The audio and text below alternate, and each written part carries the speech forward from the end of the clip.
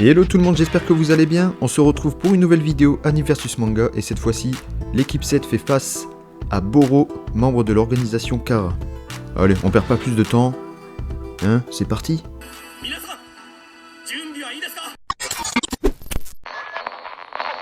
Quand ils arrivent dans la dimension parallèle, ils tombent pas sur Jigen, mais Boro, qui garde tranquillement Naruto qui est scellé dans une boule bizarre, en forme de 2 bols empilés. Alors que Boro disparaît pour lancer les hostilités, il balance une technique Yoton, appelée Rukuzeika. Destruction de planète.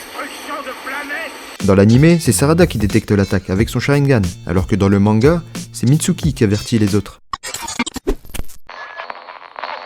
Alors que Kawaki absorbe le Yoton de Boro, il se fait attaquer par ce dernier, mais Boruto intervient pour le protéger en absorbant le Yoton à son tour. Après ça, dans l'anime, Boruto fonce tout droit sur Boro et l'attaque avec un clone. Ensuite, Kawaki intervient pour le protéger, puis le pousse avec de la force pour augmenter l'impact du Rasengan. Dans le manga, quand Boruto fonce sur Boro, il lui balance directement le Rasengan, sans utiliser de clone et sans l'aide de Kawaki. Alors que Boro et Boruto tapent la discute, ça énerve Mitsuki. Dans l'anime, il débarque et envoie une technique Futon à distance avec sa bouche, que Boro va esquiver. Dans le manga, il envoie bien une technique Futon, mais quasiment corps à corps, et avec sa paume de main et non avec la bouche, que Boro n'aura pas le temps d'esquiver. Ça fait une sacrée différence quand même. Alors que Mitsuki est mal barré face à Boro, Sarada intervient pour battre en retraite. Dans l'anime, elle fait rouler un rocher bien rond comme si elle avait bien pris le temps de le tailler du haut de la falaise sur Boro et prévient en plus de son attaque en criant « Ça va faire mal !» Alors que dans le manga, elle prévient pas de son attaque, c'est une attaque surprise et le rocher n'est pas en forme de rond, elle va plutôt le balancer directement sur Boro depuis les airs sans le faire rouler.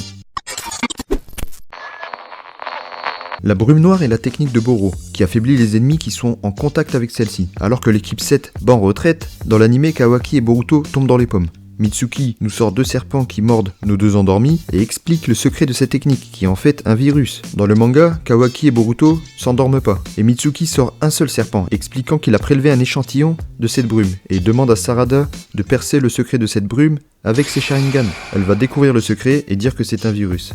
Là aussi, c'est une sacrée différence. Alors que Sarada démarre la contre-attaque, elle discute avec Boro, en disant qu'elle connaît le secret de sa technique, le tout en ayant ses Sharingan d'activer, contrairement au manga. Mais la grosse différence ici, c'est que Boro explique comment des villageois le vénèrent, le prennent pour un dieu qui guérit d'un virus, son propre virus, mais ça ils ne le savent pas bien sûr. Si vous n'avez pas vu l'anime, vous pouvez pas comprendre, car dans le manga, cette histoire de virus répandu dans les villages n'existe pas du tout.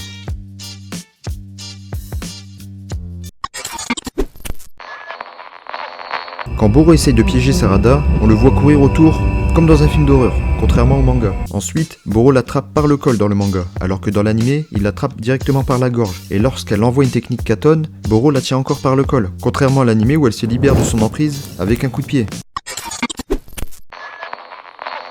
Déjà, dans l'anime, Boruto lance « En avant les gars !» et Sarada, qui n'a pas bien entendu, se lance aussi. Mais heureusement que Kawaki a bien entendu, et la retient pour lui demander un service. Dans le manga, Boruto lance plutôt un « En avant Mitsuki !»